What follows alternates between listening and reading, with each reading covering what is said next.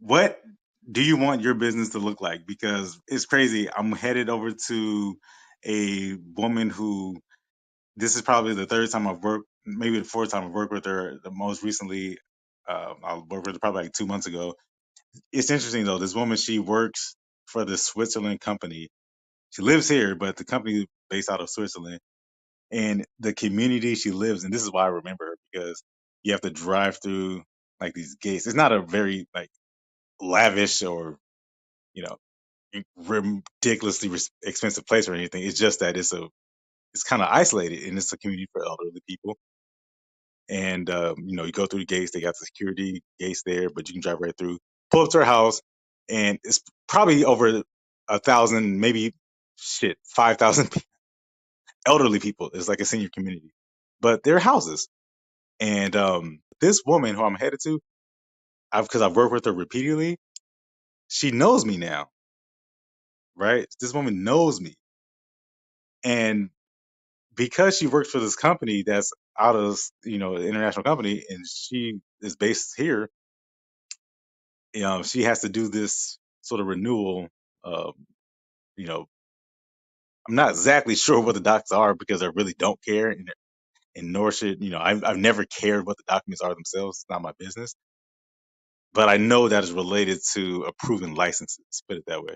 Just don't know the exact thing. But anyway, she's done this a few times, and the last time I went to her house, I thought that there might have been a mix-up. I thought she might have reached out to another notary who's also not. She's my friend, but she's a part of this network, and I've talked about this a lot. So when I was starting this and creating this, and I talked about this, I like my job. I actually work in sports medicine. I didn't want to leave my job. I like my job. Sincerely, genuinely like it. I enjoy it. And I wanted to do both. I didn't want to stop doing this. So one way I wanted to do that was to create this pipeline of repeated businesses, customers, or what I like to call supporters. When I envisioned what I wanted the business to behave like, to perform, how I wanted it to operate, how I wanted it to mold around my life, because again, like I said, I like my job. I actually do enjoy it. It's kind of fun, and it's getting ready to it's going to be even more fun now because so many people moved away from California because it's so expensive here. And what people did during the pandemic in my profession, the sports medicine profession, they moved, they went to different places. So now I'm still here. So now the premium just went up. So I'm excited to see what's going to happen in the next 1 to 2 years. I've heard this from a lot of people. The the strategy to winning, the key to real success is just to stay in the game. Just stick around. Hold on. Just stick around. You got to be in it. If you dip and dodge and bounce out every 5 minutes or every time there's some adversity, then you're never going to get there. It'll just be you starting over and repeating over again. So, uh, how did I want my business to look? What did I want it to perform like, to behave like? This is it. This is it. This is exactly how I wanted it to look, where I would get appointments from these other notaries, and it might be a time when it might be the same client. What do you want your business to look like? How are you? How you doing? I'm doing well. I wanted to comment on what you were saying as far as the the client, ended up having to circle right back to you. That is classic, right? Like, wow, okay.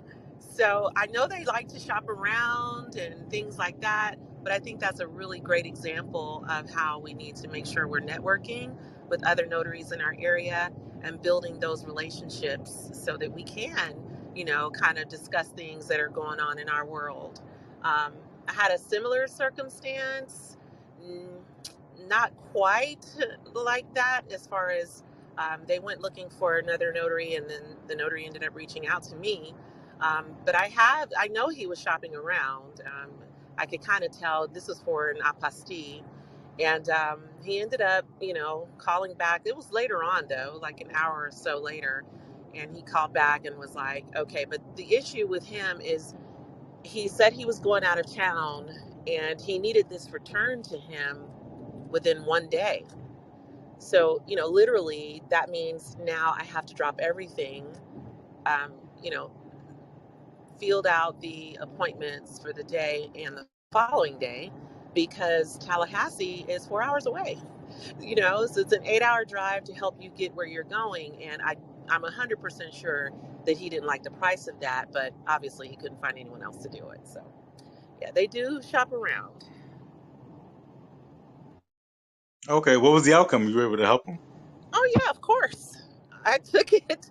I took it. I mean, I'm a person when it comes to my business and my pricing.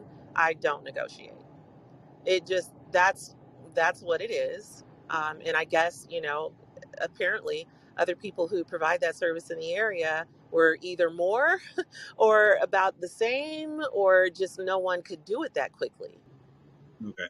And lastly, how soon do you go into the price for this apostille patient? Not patient. I keep saying patient. This Patient. customer, like, you might after you slice and dice them, have to do surgery on them. Yeah.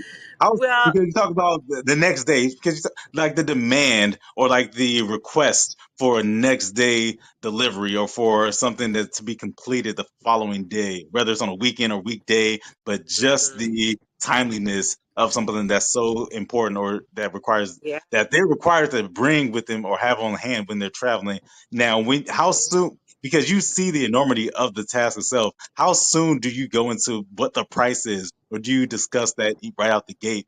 And do you explain to them like why is it? I'm trying to get a sense of where the apprehension was if they knew what they were calling you for, and then Right. what was Mhm. the sort of the glue? Why did they uh, hesitate, or why were they not expecting what to hear? How like did you discuss the price with them right there on the spot, or do you just let them explain, or how soon after do you get into that? So, with any client, no matter what it is that they're calling me about, I never just let them know what the price is. One of the skills with selling, which is basically what I'm doing once I answer my phone, is listening. And so, even though this man had this long, drawn out story, and the longer his story got, the more I understood the urgency that he needed me to understand, and the more I understood what I would need to price him at. Because again, you're literally asking us to stop everything that we have going on to help you, and we don't mind doing that, but that is going to cost. So I always do my calls a specific way, always with professionalism, of course, over the phone and listening and everything. But the price is something that's given after I have asked at least 4 to 5 questions, and sometimes even more than that, because what I'm doing at that point is I'm positioning myself as the expert. You know, you're on my phone. I know things that you may not be aware of, or maybe you are. And so that's what I do. And I spend a lot of time in that space. I really do, because I want them to understand that what I'm about to quote you, I'm worth that plus more. And so I take my time, and that's pretty much the last step in my call process. And so I think that the apprehension was him not expecting me to give him the amount that I gave. And I believe that he ended up circling back to me because maybe he just couldn't find anyone else in town. Maybe the urgency of his circumstance, got to him a little bit, and he decided to stop looking and just go ahead and go with the one person who did say that they could do it next day. Because again, he said he was traveling and he needed those documents. So listening, I think, is the most important skill for any of us business owners to have. So how soon do you go into the price? I mean, what was his stick up? No, the price is the very last thing that I tell them. Let me ask you this: is crosstown competition a real thing? To be honest with you, I don't look at other notaries as competition. Now, everyone is different. So I'm only speaking for myself, of course. I don't look at it that way, just the same way that you can have Walgreens next door to CVS, right? They're not really concerned with what the other person is doing. What they are focused on is their business, their service, their pricing, their presentation, etc. And that is how I roll. I'll reach out to another notary in a heartbeat and be like, hey, are you available to take this?